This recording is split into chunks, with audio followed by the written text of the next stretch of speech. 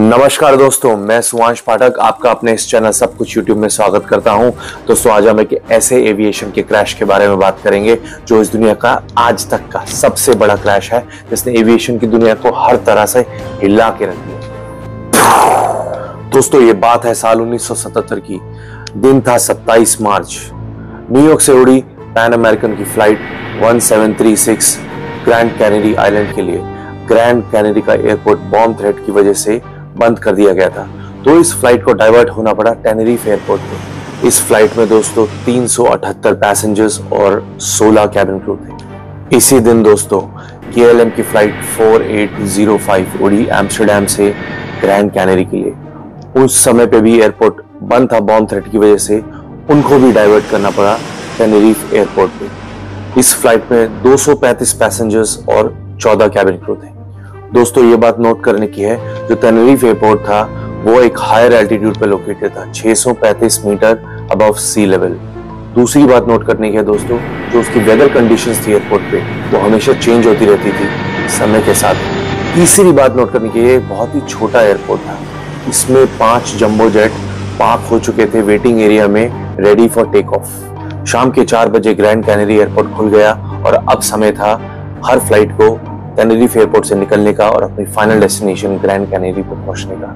KLM के जो pilot थे वेन ज़ेनथम, तो उन्होंने डिसाइड किया कि हम इसी एयरपोर्ट पर रिफ्यूल करेंगे और उसके बाद यहां से निकलेंगे। और इसी दौरान दोस्तों पैन एम फ्लाइट रेडी थी टेक ऑफ के लिए, बट वो रनवे को अप्रोच नहीं कर सकती थी क्योंकि एक KLM का एयरक्राफ्ट रिफ्यूल हो रहा था। तो रिफ्यूल करते समय कोई भी एयरक्राफ्ट आगे से उसको क्रॉस नहीं कर सकता था। इसी दौरान एयरपोर्ट पे फॉग बढ़ने लगती है, एयरपोर्ट की विजिबिलिटी कुछ ही 100 मीटर रह जाती है। अब KLM का एयरक्राफ्ट रेडी है टेक ऑफ के लिए। कैप्टन ATC को कांटेक्ट करते हैं। ATC उन्हें बोलती है कि आप अप्रोच कीजिए रनवे को। रनवे पे अप्रोच करके वो ATC को दोबारा कांटेक्ट करते हैं और पूछते हैं, हम रनवे पे पहुंच गए हैं, अगला आदेश दीजिए। तो ATC उनको बोलता है कि taxi on the runway and track back. इसका मतलब है आप पूरा रनवे क्रॉस कीजिए और उसके बाद यू टर्न लीजिए। हमें टेनेरिफ एयरपोर्ट को समझना बहुत जरूरी है क्योंकि वहां पे बहुत सारे एयरक्राफ्ट पार्क्ड थे, बहुत सारे एयरक्राफ्ट टेक ऑफ के लिए रेडी थे। तो इसी वजह से जो टैक्सी वे था वो बहुत ज्यादा बिजी हो गया था सारे एयरक्राफ्ट से, इसीलिए इन्हें बोला गया कि अब रनवे पे ही टैक्सी कीजिए और बैक ट्रैक कीजिए। पैन अमेरिकन का एयरक्राफ्ट भी रेडी है। उन्होंने इंजन चालू किए, ATC को कांटेक्ट किया। ATC ने बोला आप रनवे को अप्रोच कीजिए और थर्ड एग्जिट टैक्सी वे पे वो ले लीजिए। ATC पैन अमेरिकन को कांटेक्ट करती है और उनसे पूछती है कि आपने रनवे छोड़ दिया है। पैन अमेरिकन के लिए एग्जिट 3 बहुत ही स्टीप थी, उसमें 2 स्टीप टर्न्स थे, तो वो डिसाइड करते हैं हम C4 एग्जिट, जो एग्जिट 4 है, उससे एग्जिट करेंगे रनवे पे। KLM की फ्लाइट रनवे के एंड तक पहुंच चुकी है और 180 डिग्री टर्न लेके रेडी है टेक ऑफ के लिए। वो ATC को अप्रोच करते हैं, we are ready at the position, हमें आदेश दीजिए टेक ऑफ का।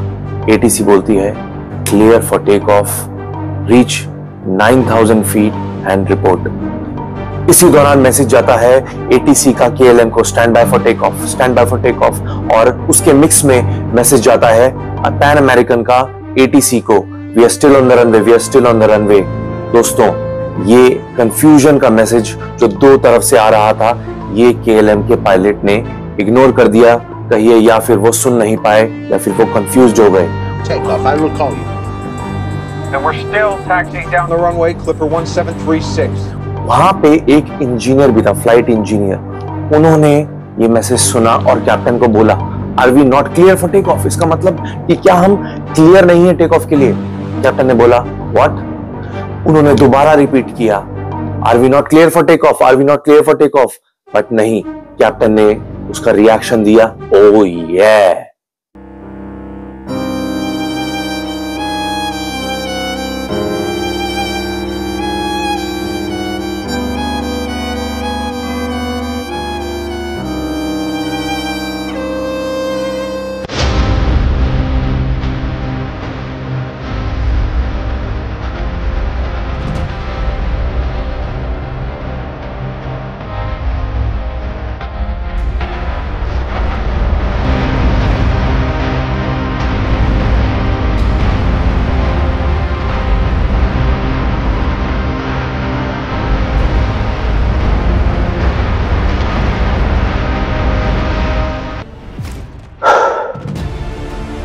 दोस्तों कोलिजन से 8 सेकंड पहले कॉकपिट में मैसेज फ्लैश होता है इमरजेंसी। 25 मार्च 1977 को 583 पैसेंजर्स, 583 पैसेंजर्स इस फेटल एक्सीडेंट का शिकार बनते हैं। KLM का तो एक भी पैसेंजर और एक भी क्रू सर्वाइव नहीं करता इस एक्सीडेंट में, और पैन अमेरिकन के 61 पैसेंजर्स और क्रू मिला के सर्वाइव कर जाते। तो दोस्तों ये था एविएशन की दुनिया का सबसे बड़ा एक्सीडेंट, और इसके बाद एविएशन की दुनिया पूरी तरह से बदल गई। कम्युनिकेशन, ATC के साथ कम्युनिकेशन, आपस में कम्युनिकेशन, क्लियरेंस कैसे मिलेगी, उसके बाद बहुत सारे रूल्स एंड रेगुलेशन अप्लाई किए गए ताकि ऐसा इंसिडेंट दोबारा ना होने पाए। धन्यवाद दोस्तों, आशा करता हूं आपको ये वीडियो बहुत पसंद आई होगी। इस वीडियो को शेयर कीजिए, लाइक कीजिए और चैनल को सब्सक्राइब कीजिए। बताइए लोगों को ये ऐसा एक्सीडेंट था एविएशन की दुनिया का जिसने पूरी एविएशन को हिला के रखा। मिलते हैं अगली वीडियो।